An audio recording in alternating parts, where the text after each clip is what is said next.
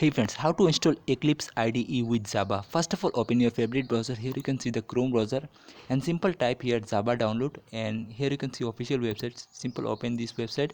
Now scroll down little bit. Choose your accordingly. Here you can see the Windows Online. Simple click this option.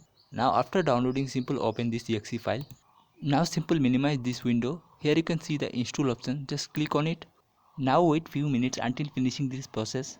So here you can see Java successfully installed. Now click on close. Now open Chrome again and type Eclipse IDE. Here you can see the official website eclipse.org. Simple open.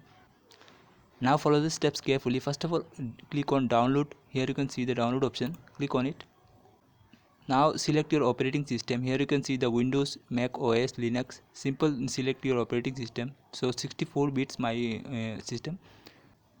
Now we will redirect this page. Here you can see the download button. Simple click on this option, and here you can see the downloading start. So I will already download this file. So simple open this file. Now minimize the Chrome window. So here you can select Eclipse IDE for Java developers. Select this option. Now simple click on install and accept terms and condition.